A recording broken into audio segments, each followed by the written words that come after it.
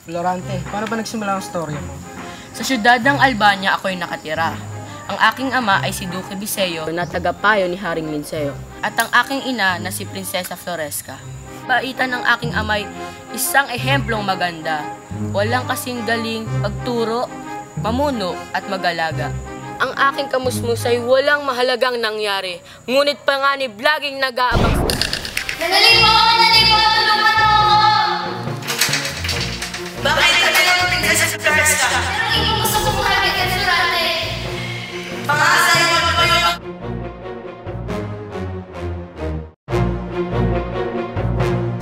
Noong tumungtong ako ng 9 na taon, ako'y natuto gumaludgod sa mga burol at pumatay ng mga hayop. Kapag ako'y nagsawa sa busog at palasol, uupo ako sa tabi ng mat, mananalamin at magpapahinga. Dito ko nakita mga nimpang nagsasayaw na tuwang-tuwa sa aking kabatay sadyang masaya kasama si ina at ama. Sapagkat ang pagmamahal ni ama ang sadyang rason kung bakit ako umalis sa aking pinanggalingan. Ngunit, bakit kailangan mo ako malas ni Florante? Si Florante lumalaki na. Kailangan na maranasan ang buhay na mapanganib. Ngunit, napakalaya naman ang buhay. Paano magpapahama ang aking anak? Ayokong mamihasa si Florante sa yaman at ligaya. Dahil wala siyang panlalaban sa kinabukasan. Kaya ipapadala ko siya sa Atenas upang matuto ng mga bagay-bagay. Ako'y pumunta sa Atenas na malungkot dahil wala si ama't ina. Buti na lang nandito sigurong Antenor upang sabihin ko ang aking mga nararama. Florante, ba't malungkot ka? Mukhang malalim ang iniisip. Muli lang sa kanyang ina. Huwag kang magalala. Nandito ako kaalagaan kita. Tumakbo ang oras sa pag-aaral, bait at karunungay na liwanagan. Ako'y nag-aral sa lalim ng filosofiya, matematika at astrolohiya. Makalipas ang 6 na taon, itong 3 kaalamay ay aking minahal, kasama ang 10 magagaling na maestro. Ako'y hinanga ng mga tao sa Atenas. Ang aking pangalan ay kilalang kilala, pero dito ko nakita ang kulay ni Adolfo. Si Florante ang mamamuna bilang Epiocles at si Adolfo bilang Polines. Sila ang papanahing tawad sa taganang biglaan. Maraming salamat.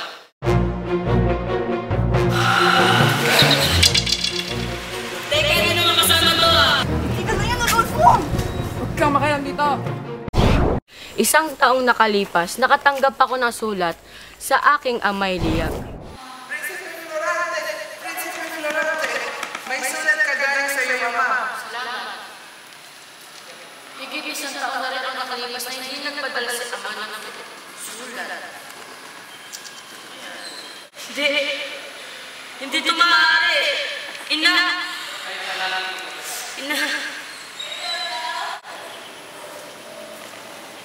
Huwag ka nang umiyak, Florante. Nandito ako para sa iyo.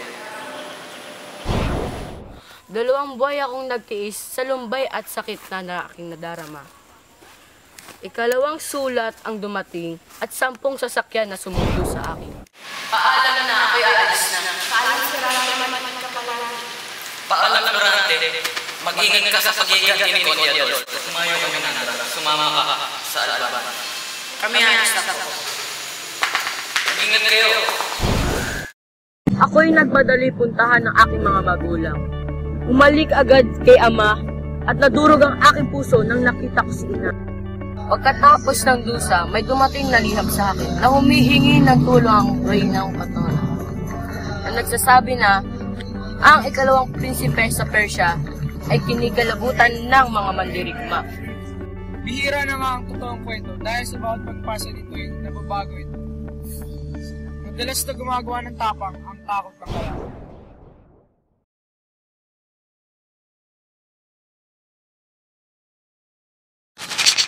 Duque, sino ito? Anong siyudad ang galing sa aking iyan? Ang aking anak, ang susunod sa aking mga empa. Tama ang iyong pagdating. Ikaw ang makamuno sa pagsagot sa reyong totoo ng kinugkob ng mga Moro. Nagpanayam kami ng gagawin sa gera. Dito ko nalaman na magagamit ko ang mga natutunan ko sa Atenas. Noong bukang liwayway, dito ko nakita ang kalaban ni Venus sa kagandahan.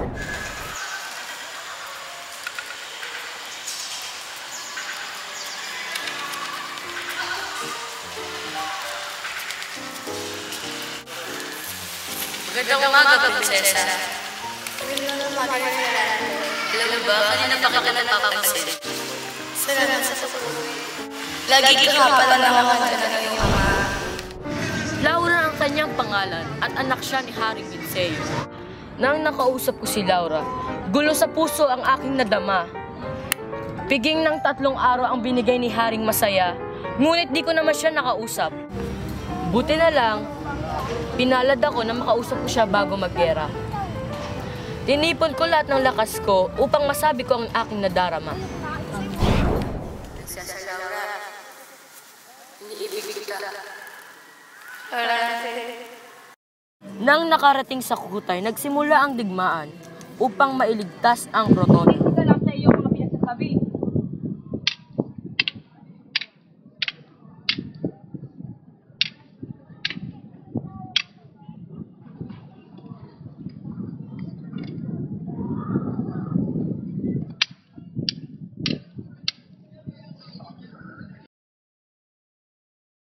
Ang tagumpay ay pumawi ng lumbay. Panganib na nadaramay, napalitan ng tuwa't saya.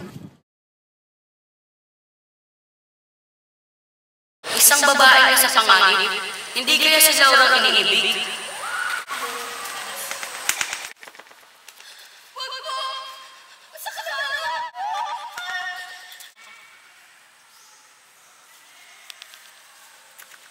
Laura ang iniibig, ba't kinuha ka ng morong ito? Ligayang nadama, Floranteng Sintay, lumabas sa bibig ng prinsesa. Aking naiisip ang kahirayan na sa bilangguan kasama ang aking ama. Ilan buwan lamang ang nakalipas ay may hukbong naninira. Taga-Turkiyang sakim na lubha. Ako'y ayaw ng palisanin ng Laurang mahal, baka daw ako'y mapahamak.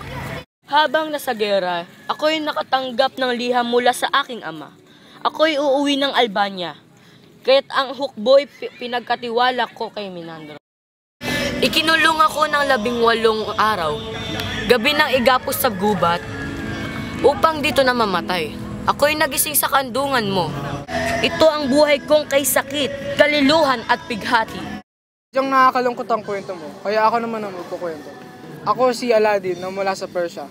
Ako'y pinagtaksalan ng aking ama. Ang aking kwento ay nagsimula nang makilala si Fleridang mahal.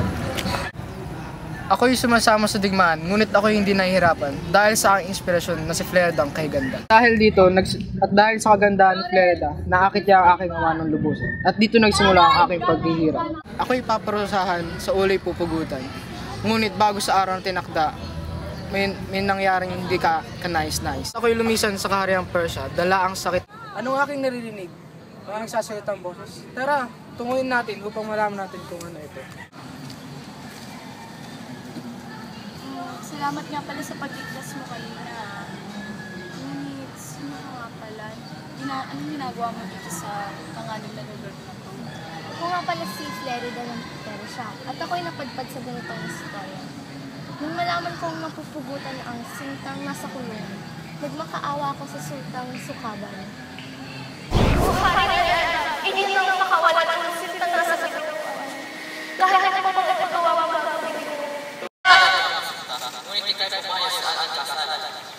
O Haring Aliadab, ako'y papayag sa ating kasalan, basta't pakawalan ang prinsipeng Sinta.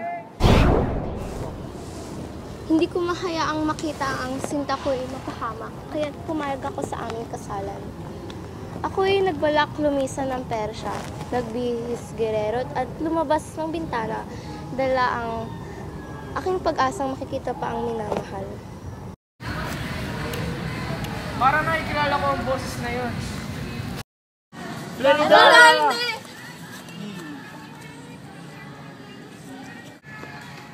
O Floranteng Sinta, hindi mo alam ang nangyari sa akin. Para maliwanagan ka, aking mahal.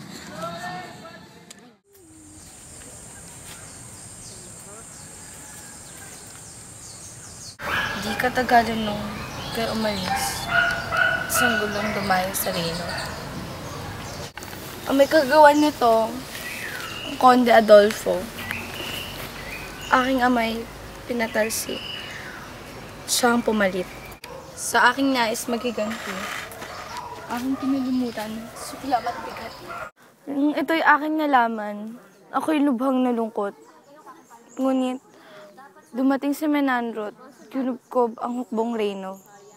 Nung wala nang magawa si Adolfo, siya'y tumakas at sinama ako. Ako'y pinagsamantalahan ni Adolfo, ngunit may palasong tumusok sa dibdib niya.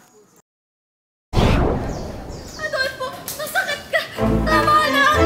Sama mo ako na rin! Gagawin mo sa akin! Masakit, Adolfo! O, tama na! Tama na! Oh, tama na!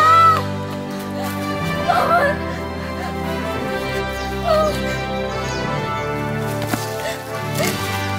Okay ka lang? Maraming salamat! Tara na.